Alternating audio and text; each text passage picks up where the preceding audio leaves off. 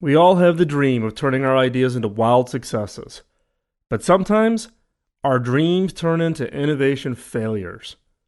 What are some of the flags that could indicate an innovation could be less than that market success? I'll be right back. This is the Killer Innovations Podcast with Phil McKinney. Keep in mind that the information and opinions expressed in this podcast are Phil's, and Phil's alone, and they don't necessarily reflect those of his past, current, or future employers. Now, here's Phil McKinney. I've got a shocking revelation for you. Not all innovations become market successes. Are you shocked? Are you surprised? The press, the blogs, the analysts, the pundits, they all tuck up some great innovation as being the thing, the next great thing that everybody should get behind, and they're predicting wild success. And years later, we can't even recall the name of that next great innovation that was being talked about. So what went wrong? There are lots of reasons why innovations don't translate into market success. Some under the control of the innovator and some not. Now, over the years, I've had my successes and I've had my failures. And over that time, I've learned to recognize some warning flags. And these flags can help you in two areas. One, keeping yourself honest. Face it, you could be the problem for the success of your ideas. And two, to become alert to the risk if you are thinking about joining a team developing innovations. There could be something else that's causing or will risk the success of an idea that's being worked on in that team. So, what are some of these flags? First off, innovating for awards and recognition.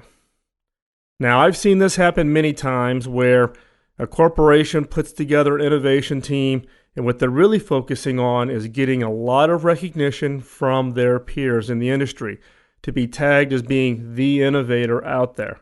It's not about awards. It's not about your peers. It's really about market acceptance, having an impact on revenue and the operating profit of your company. If you're not making money, why do it? If the customers don't see value in it, why are they going to pay for it? It's really about developing innovations that matter. Customer adoption should be the metric. So what's the flag? What's the statements that you're going to hear from team members or from management that you should be sensitive to? The flag here is that whoever you're talking to, they're focused on talking about awards. They talk about the awards they've won in the past. They've got the big hallway when you walk down with all of the awards coming from either Innovation Press or the Industrial Design or coming from the major publications, and that's what they're focusing on. They don't talk about the customer, they talk about the awards and the recognition that they've received. Next, meaningless innovation.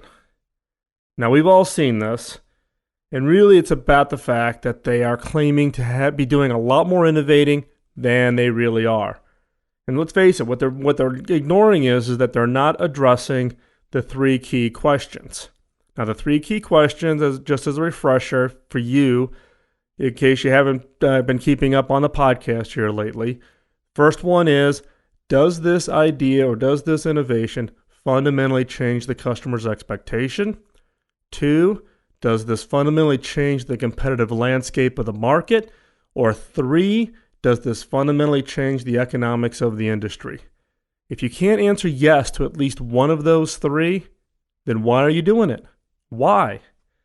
And what ends up happening is they ignore the fact of answering those 3 questions. They ignore the fact of the need for sustained differentiation, and they develop meaningless innovation. They're just trying to be different, whether it's a little, doodad here and a little spiff there. And really the fact of the matter is that they're investing in innovation with no hope of ever getting a return on that cost. Management's going to have a low tolerance for continuing to invest in innovation that doesn't get a return. So what are the flags that you're going to hear talking to somebody who's stuck in this meaningless innovation gap? What they're going to talk about really is about their innovation in exotic terms.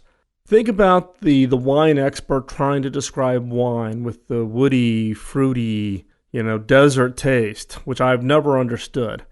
What they're going to talk about is they're going to try to create exotic terms about their innovation that have no meaning to the customer and no meaning to the market. They're struggling to find ways to describe the value of their innovation.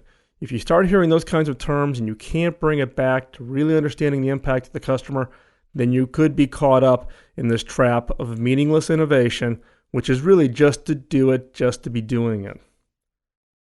Next is non-user driven innovation.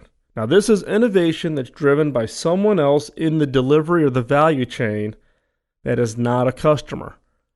Some examples would be retail outlets. So you're selling a product to a retail outlet who in turn sells that product to the end customer. And you're getting your specifications from the retail outlet, not from the end customer. So you're trying to meet the retailer's objectives in hopes that they can in turn sell it to the end customer. And this could also be with distributors or key players that own a certain part of the value chain that you are solely dependent on, and therefore you have to work with them, and they take over control of defining to you what innovations matter ultimately to the end customer. The reality is that you become too far away from the actual users of your product or your service. Never assume that those people can accurately represent what the market need is, what the customer need is. Continue to go out and talk directly to your customers and gather those requirements directly. What are the flags that you're going to hear in this conversation? Well, when you're talking to people who are caught up in this non-user driven innovation model, is that they talk about satisfying the need of the requirements of a non-user, such as a certain retail chain requiring that you hit a certain price point for your product no matter what. So you end up cost optimizing your designs or adding certain features or functions or certain design of packaging which helps them but delivers no value to your end customer. So be sensitive to the fact that if you're in a situation where you are using a non-user driven innovation model, you are significantly increasing the risk of an innovation failure.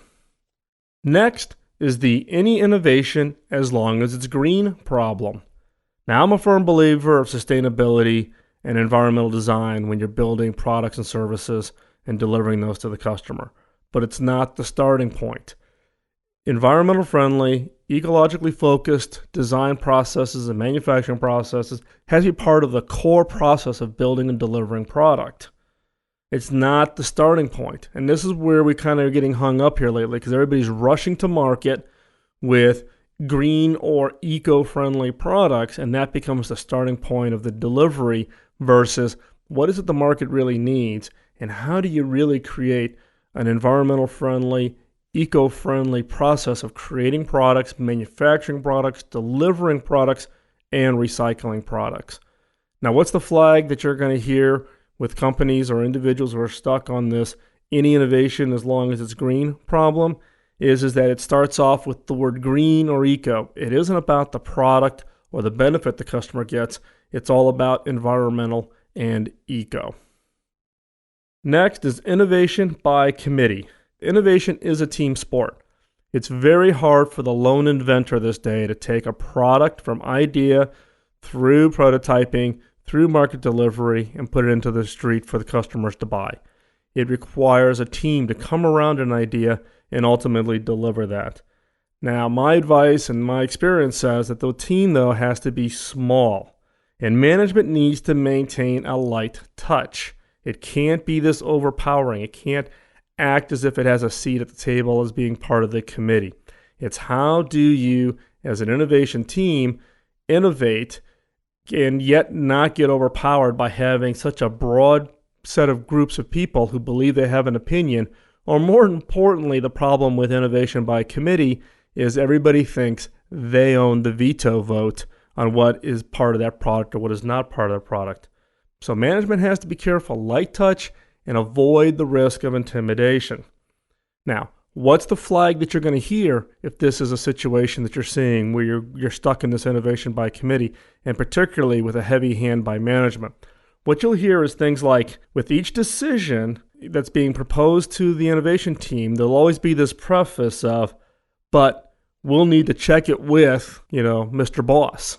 So every decision, should it be green or should it be blue? Well, I think it's blue, but we'll have to check it with the boss. Should this be 4 inches tall and 5 inches wide? Well, I think that's the right size, but we'll need to check it with the boss. If you're hearing that, then you're stuck in a team that may not have or be self-empowered to make decisions and deliver the innovation, and you're stuck in a innovation by committee. Next up, what I call light speed innovation. Now, light speed innovation is really this unrealistic expectation of senior management on how fast innovations can be brought to market and have impact. Now, this is really driven by the fact that the average tenure of corporate executives is getting shorter and shorter. So when you have an executive that's relatively new to an organization, they want to be able to show impact. They want to be able to show that they've had change and they've had positive results to the business. Now, the problem is they have an unrealistic expectation of how long it really takes to go from idea through prototype to customer trials to delivering the product. And anybody who's involved in the innovation space is clearly focused on how do you shorten that innovation time to the delivery time. And the other thing is with these executives is they want to leave their fingerprints. They want to be able to show that they were directly involved and they can claim credit for the innovations that are being developed. So what are the flags that you're going to hear when you're talking with or you're involved in a team that is in this light speed innovation phase? And that is that you constantly hear from executives how fast can the change be made, and they need the change or they need this innovation or they need this product in time to show it to investors, to have it timed for a specific board meeting, to time it for a specific press event. It's not about when is the product going to be done. It is, here's an artificial date that's triggered by some stimulus, and the innovation must be done by that date. Now, dates aren't all bad. Don't get me wrong here. But the reality is that if you're innovating simply to make the impression on board, on the press, on your investors, management team then may have an unrealistic expectation and is simply using this innovation in order to keep a heightened sense of adrenaline, but also to be able to show that management is driving something that ultimately they hope will result in the end product. So you need to be careful, particularly with this unrealistic expectation. And last but not least is the copycat innovators. Let's face it, we're all under competitive pressure. We all watch our competitors closely. And there's always this pressure to respond when a competitor comes out with an advanced product, maybe one that's a little easier to use, a little prettier, better industrial design, better functionality, better service, cheaper price, more global reach, you name it. There's always something in there that the competitors are doing, and you're getting a lot of pressure to respond. Now, some leading companies basically want to respond by actually duplicating what it is the competitor did. You know, they say, do the same thing or do the same thing but better. You know, management is shocked, however, when the results don't come through. So if you fold under the pressure and you go off and you execute what management told you to do, which is do the same thing the competitors are doing, then just better, when the results don't show up, then they don't understand why. The why is the fact that if you're copying your competitors, you're not innovating. You're basically just sitting around and being a copycat versus really going out and trying to break new ground. And so in this case, if you're constantly trailing and therefore having a hard time getting ahead, take a hard look at your teams. Take a hard look at what you're doing. Odds are you're focusing on being that copycat innovator and really not breaking that new ground and going into that white space innovation that I've talked about in a previous podcast, where you can find that area where you're going, the competitors are not going, and you can establish that new territory. So what are the flags that you're hearing when you are in a group or you're on a team that's in this copycat innovation? Typically, you're going to hear management say, if it worked for them, it should work for us, or some variation of that. And again, if you hear that, that is a clear flag that management doesn't really get the overall value of innovation. In summary, I'm going to run through this list one more time. First, innovating for awards and recognition. Next, meaningless innovation.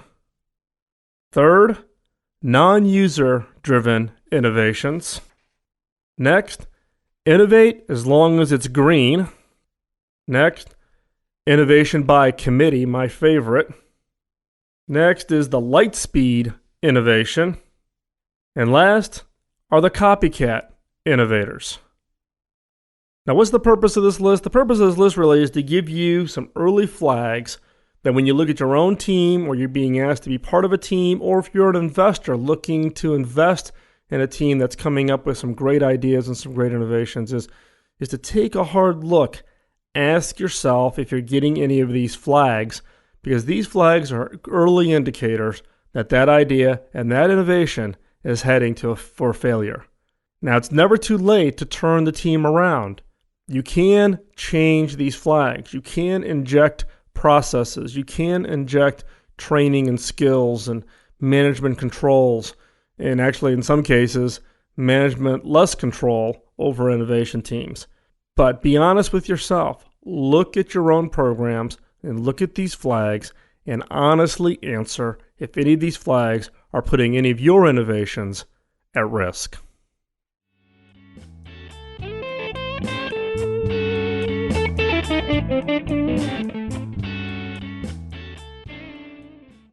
This week's killer question is in response to a listener's request for questions specifically to help innovate services. Now, my assumption has been throughout the podcast that products and services are interchangeable. But after being challenged by a number of emails from listeners about the services side, I had to be honest with myself and recognize that in some cases, services are distinctly different. Services and products have some unique characteristics. One, they're typically hard to portray value. They're viewed mostly as being, an intangible. It's some kind of a service. You feel better, more responsive. If it's a consulting service, I feel better because I've got the right experts.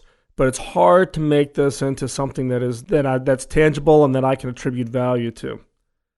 Secondly, is that services are typically tied to a relationship. It's a relationship, whether it's a brand relationship that you're having or whether it's an individual relationship where an executive has become impressed with you or one of your employees, and therefore that establishes that bond. They trust the person, they trust the brand, and therefore it's hard to build that up, very easy to lose. And third, it's hard to protect from being copied. Services are very hard to create sustained differentiation. Anything you come up with, your competitors can come in and copy relatively easily with the right people and the right skill set. And last but not least, it's hard to differentiate, or at least the perception is that it's hard to differentiate in services. So in this week, we're going to focus questions specifically on how to innovate in the area of services by asking some specific killer questions. So the first killer question is what part of your service offering is underappreciated? What part of your service offering is underappreciated? And what part of your service offering is overappreciated? Overappreciated meaning that your customer attaches more value to it than it really delivers. And this is where you got to be honest with yourself. And the same thing is where does your customer underappreciate and why? You need to look at this from the customer's perspective. And you need to be able to answer why for the entire list, for both what's underappreciated and what's overappreciated. And next, what assumption does your customer have about your service offerings? What assumptions does your customer have about your service offerings? Is there an assumption about how fast the service should be and how fast you're delivering it? Is it their assumption on where you can deliver the service? Is it only local or is it international? Is there some assumption on your service about how far you're willing to come on the service levels in your business and what's the gap between what they need and what the assumption is on what it is you can deliver? And why do you think that assumption exists? So again, what assumption does your customer have about your service offering and why? Now this is where you're going to come to the idea generation. How many ideas can you come up with for each assumption if you wanted the opposite to be true? How many ideas can you come up with for each assumption if you wanted the opposite to be true? Now, when I say opposite, I mean the opposite for both the good and the bad. And the good and the bad helps you understand what are the critical components in the delivery of that service. So again, what assumptions does your customer have about your service offering? And how many ideas can you come up with for each assumption if you wanted the opposite, either good or bad, to be true?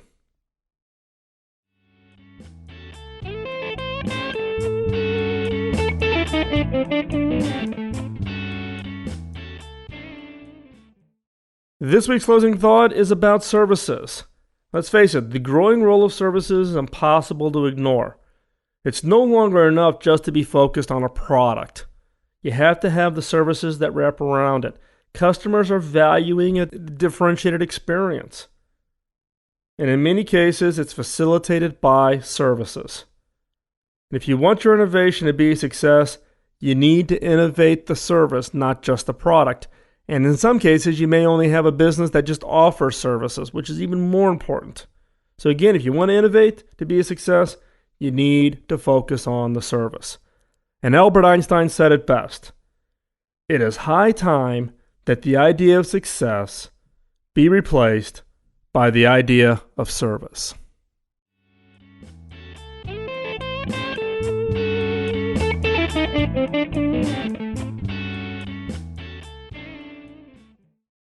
Thanks for listening to this week's podcast. If you have feedback, comments, suggestions for future shows, please email them to me at podcast@killerinnovations.com. Also, feel free to post them in the show notes. You can go to killerinnovations.com, find the show that you're particularly interested in and you want to post a comment on, hit the comment button, and post your comments directly in the show notes. Also, join me in my LinkedIn network. You can send me an invite to podcast@killerinnovations.com. Please identify yourself as a listener to the podcast, as I get lots of invitations from LinkedIn, and I typically only accept them if I know that you're a listener to the podcast or you're directly somebody that I know. Also, many listeners may not know, but the entire archive of all the previous podcasts are available online. So visit killerinnovations.com, and the entire list of podcasts is shown on the lower right-hand side. You can also download the entire podcast archives from iTunes and from Dig and many other podcast sites. So go out there, find the sites. You can also search for past shows, search through the show notes, find shows that have topics of interest, and you can download anything back through the 3-year archive of producing this show. And in closing, I just want to remind you that creativity and innovation is a skill that you can learn, and a skill that you can practice and become proficient at. And the key is to practice each and every day. So turn off the podcast and practice. Bye-bye.